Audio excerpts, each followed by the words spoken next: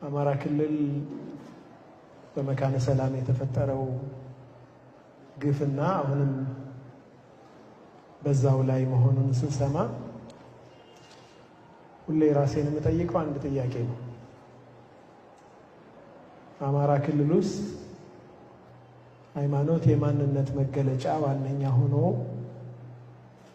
ሙስሊሞች ከሞጣ ጀምሮ ጎንደር፣ ዛሬ መካነ ሰላም በየጊዜው ጥቃት ይደርስባቸዋልና የዛ ክልል ሙስሊም ክልሉ የት ነው ብዬ ጠይቃለሁ።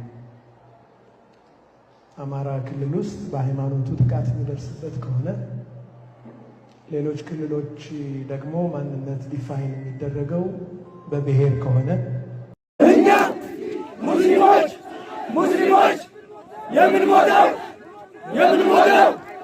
ለሃይማኖታችን እንጂ ለጥመኝነት አይደለም። አላሁ አክበር። ሸሂድነት ሞት አይደለም። አላሁ አክበር። አማራ ክልል በመካነ ሰላም የተፈጠረው ግፍና አሁንም በዛው ላይ መሆኑን ስንሰማ ሁሌ ራሴን የምጠይቀው አንድ ጥያቄ ነው። አማራ ክልል ውስጥ ሃይማኖት የማንነት መገለጫ ዋነኛ ሆኖ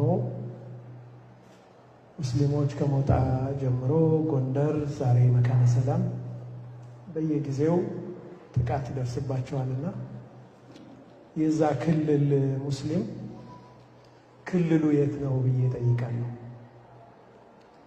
አማራ ክልል ውስጥ በሃይማኖቱ ጥቃት የሚደርስበት ከሆነ ሌሎች ክልሎች ደግሞ ማንነት ዲፋይን የሚደረገው በብሔር ከሆነ የአማራ ክልል ሙስሊም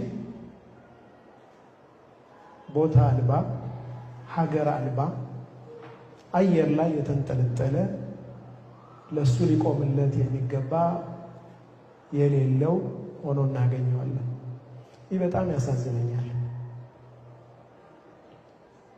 ምናልባት የፌዴራል መንግስቱ የአማራ ክልል ሙስሊምን በተለየ መልኩ ማየት ያስፈልጋል ማለት ነው።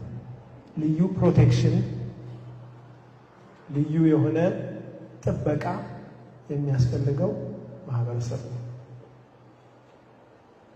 ሀገር እንደ ሀገር ለመቀጠል በህዝቦች መካከል ያለ ትስስር፣ ማንነትን መቀበል፣ አይደንቲቲን ማክበር ብቸኛ ዋስትና ነው። ኢንጀስቲስ ሳምዌር ኢዝ ኢንጀስቲስ ኤቭሪዌር። አንድ ቦታ ላይ ያለ ኢፍትሐዊነት ሁሉም ቦታ ላይ ያለ ኢፍትሐዊነት ነው። ዛሬ በሙስሊሞች ላይ የተፈጸመ ግፍ ነገ በሌላው ላይ ያለመፈጸም ዋስትና የለው። ፍትህ ይሰፍን ዘንድ፣ ሰላም ይረጋገጥ ዘንድ ሙስሊም ያልሆነውን ማህበረሰብ እጅ ለእጅ ተያይዞ አጥፊዎቹን ኖ ማለት ያስፈልጋል። እብዶቹን እጃቸውን መያዝ ያስፈልጋል። ይህ ለሀገር ሲባል ለራስ ሲባል የሚደረግ ነው።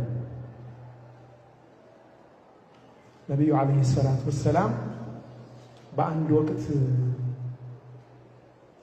ዲርዕ ጠፋና የሰረቀው አንድ ሙናፊቅ ነበር።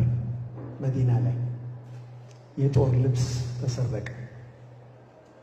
ይህ የተሰረቀ የጦር ልብስ ሲሰርቅ ያየ ሰሐቢ ሄዶ ለነቢዩ ሰለላሁ ዐለይሂ ወሰለም ይነግራቸዋል።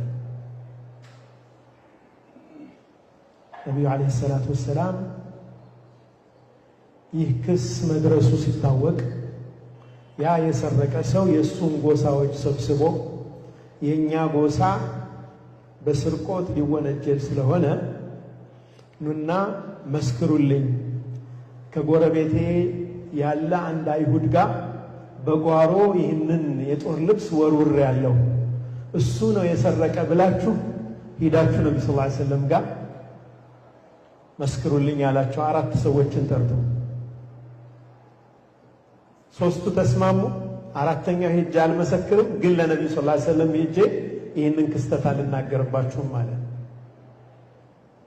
ዒሻ ላይ ነብዩ ዐለይሂ ሰላቱ ወሰላም እነኚህ 3 ሰዎች ሄደው እሳቸው ጋር ሄደው ዲርዑን የሰረቀው አይሁዱ መሆኑን ፍተሻ እንዲደረግ ተደረገ። ድንገተኛ ፍተሻ። ያ ዲርዕ እሱ ጓሮ ላይ ተገኘ። ያው ቅሰት ድርዕ መስሩቅ የሚባለው የታወቀ ታሪክ ነው። ከዛ ነብዩ ሰለላሁ ዐለይሂ ወሰለም ጥፋተኛ አድርገው አይሁዱን ወሰዱ። ሱረቱ ኒሳ ላይ ወላ ተኩን ሊልኻኢኒነ ኸሲማ፣ አንተ ሙሐመድ ለከዳተኞች ተሟጋች እንዳትሆን የሚል ያን አይሁድ ነፃ መሆኑን የሚያረጋግጥ ይህ ሰው ሌባው ሌላ እንደሆነ የሚጠቅስ ቁርአን ያወረደ። ፈጅር ላይ መጥተው ነብዩ ሰለላሁ ዐለይሂ ወሰለም የአይሁዱን ነፃነት አወጁ። ዲናችን እምነትን ማንነትን መሰረት አድርጎ ፍትህን የሚያዛባ አይደለም። የህብረተሰብ ኢንቴግሪቲ ተጠብቆ መሻገር የሚቻለው በዚህ ምክንያት ስለሆነ ማለት ነው። ሌላውም ይህንን መርህ ወስዶ የኔ እምነት ተከታይ ስለሆነ ሲያጠፋ እሰዬ ልል፣ የሌላው ሲሆን ደግሞ ከጠፋው በላይ አጋንኜ ያንን አካል ላጠቃበት ከሆነ አገር በዚህ መልኩ አይሻገርም።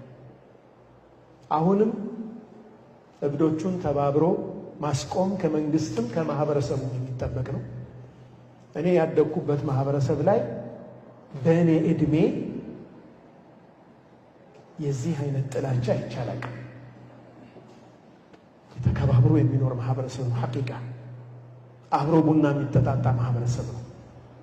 ከተወሰነ ጊዜ በኋላ የመጡ የጥላቻ ሰበካዎች ውጤት ነው። ያ የጥላቻ ሰበካ መቆም አለበት። እኔ ሁሌም እናገራለሁ፣ በአደባባይም እናገራለሁ። መስጂድ ውስጥ አንድም ጊዜ የሌላ እምነት ጥላቻ ሲሰበክ ሰምቼ አላውቅም። ሰምታችሁ ታውቃላችሁ? እምነታችንን በየእምነት ተቋማታችን እናስተምር።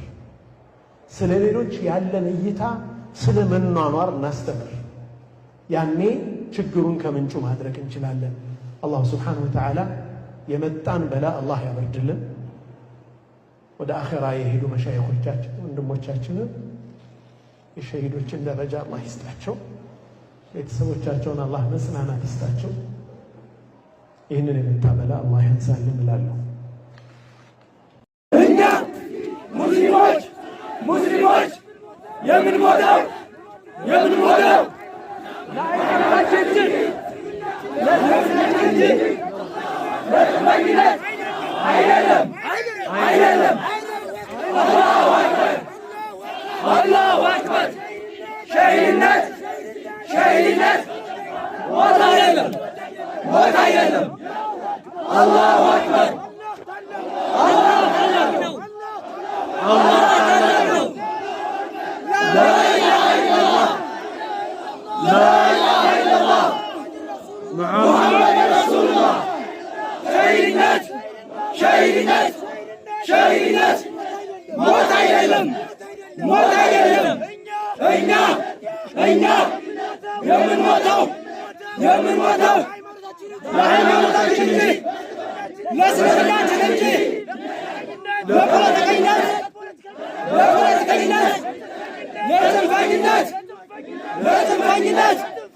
ለጽንፈኝነት አይደለም። አላሁ አክበር።